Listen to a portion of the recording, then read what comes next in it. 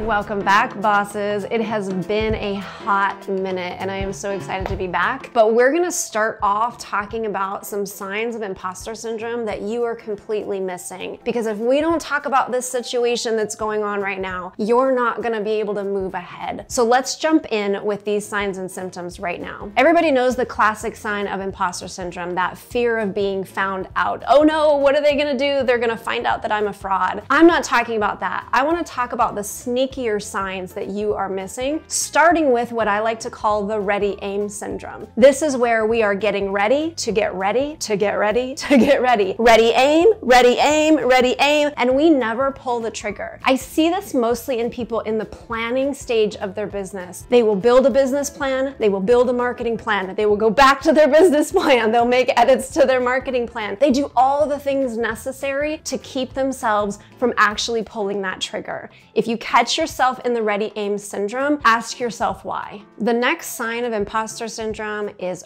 over apologizing. I know you're guilty of this. I've been guilty of it too, and it is such a hard habit to break, even when you catch yourself. Even when you're not dealing with imposter syndrome anymore, you still gotta break the habit of apologizing for taking up space, apologizing for showing up, apologizing for having the right answers, apologizing for being good at what you do, apologizing for correcting other people. When you have complete confidence in yourself, what you're doing, how you're doing it, you no longer apologize for it. You just stand on the fact that it is. The fourth sign you might be dealing with imposter syndrome is a sneaky one. It's workaholism. And the reason this shows up as workaholism is because if you don't feel good enough, you try to over-deliver to compensate for what you feel is lacking. So the next time you're struggling to shut it down or take time away from your business, ask yourself if you're actually trying to overcompensate for fear that you're not good enough at what you're doing. Now, anyone who deals with over-apologizing probably deals with this next one as well,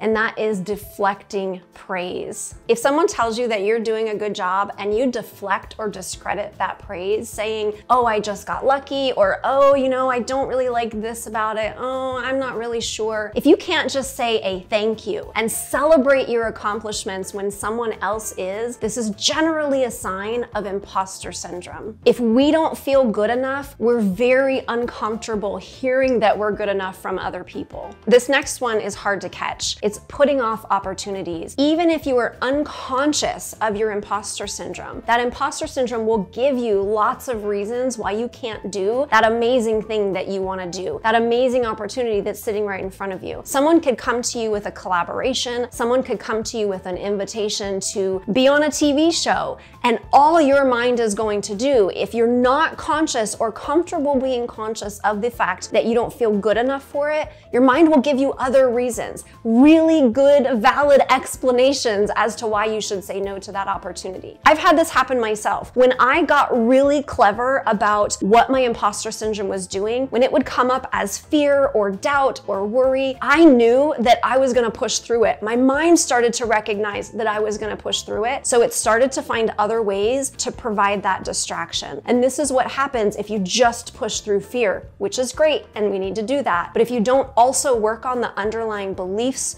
or fears that are happening, the imposter syndrome that you were experiencing, it's just gonna come up in other ways. Your beliefs will always manifest until they are healed. Okay, this one hits close to home for me as well. I call it pre-dread. When you don't even know what's happening yet, but you're already worried about it. An example of this is if you get an email from a client, maybe someone who just made a purchase, and your mind immediately goes to, oh, they hate what they just purchased, they're gonna ask for a refund. If you get somebody that calls you into a meeting or says we need to talk, and you immediately start going to, oh crap, what is it? I'm gonna be in trouble. I'm found out. They don't like it. Those are all signs of imposter syndrome. We will assume the worst consciously if unconsciously we secretly feel the worst. Now, I have some more signs and symptoms for you, but I just wanna say if you're halfway through this video and already feeling discouraged, there is hope. Imposter syndrome is not an actual typical syndrome. It's just a phenomenon that we all experience and can overcome. And if you want to learn how to overcome it, be sure to check out the link below to learn more about my course, Overcoming Imposter Syndrome. Okay, this next symptom you are not gonna like me for, nobody ever does, but we gotta talk about it. It's the expertise paradox. This is when you keep adding letters behind your name that don't add to your bottom line. You might be racking up debt in education, training, courses that you don't need and that are not gonna pay you back. What I want you to remember is that if you have imposter syndrome, you're never gonna feel good enough. The programs, the courses, the letters behind your name are not what give you confidence. They give you qualifications, but confidence only comes from going out and doing the thing and recognizing that you're capable through experience, not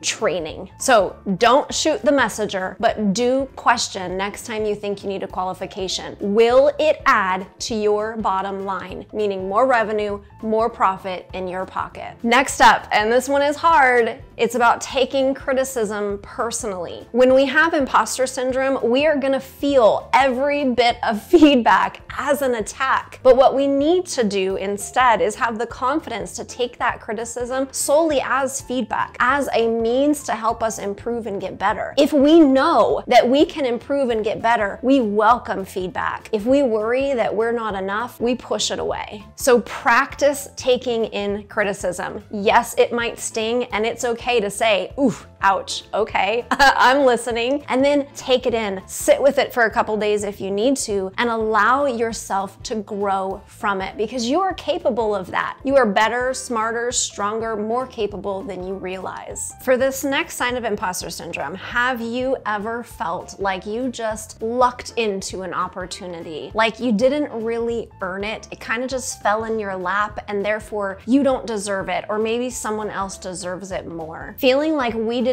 earn our accomplishments, our opportunities, our rewards is a very common thing when we're dealing with imposter syndrome. The reason we will feel that we don't earn something that we have created is because we see the world through our own lens.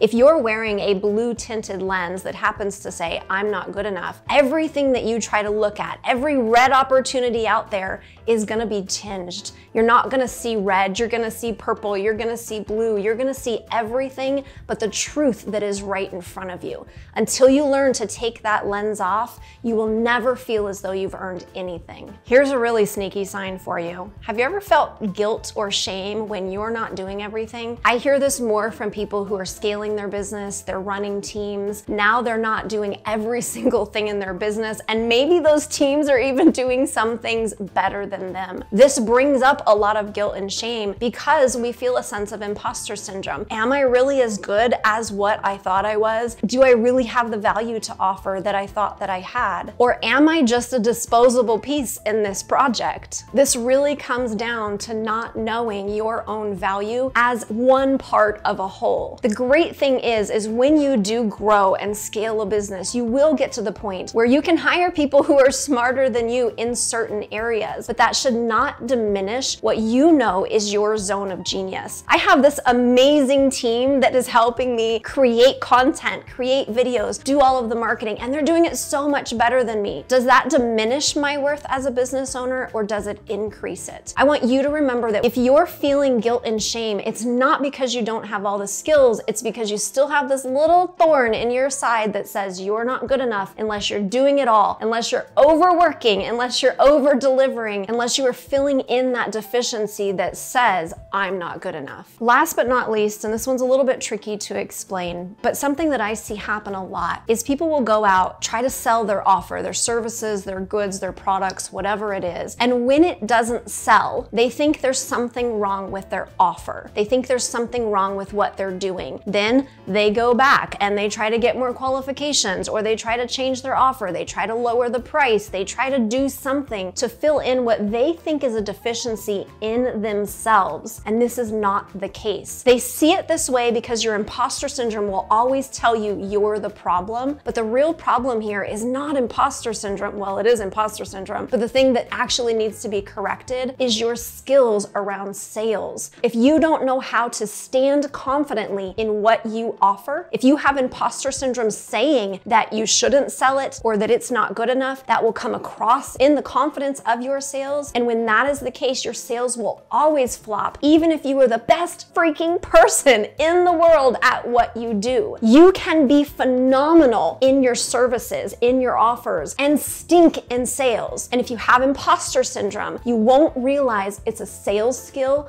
You'll think it's a you skill. So again, I know that this can be an overwhelming topic. I know it can be a frustrating topic, and I know it can be a topic that stays with you for way too long. So if you need help overcoming imposter syndrome, be sure to check out my course to learn exactly how to do that. And as a thank you for making it to the end of this video, leave a fist bump in the comments because one lucky boss is going to get the Overcoming Imposter Syndrome course for free. If you know anybody who is dealing with imposter syndrome, be sure to send this their way. Don't forget to give me a like, subscribe, follow me on all the places, and stay tuned. I've got so much more coming for you because I'm back.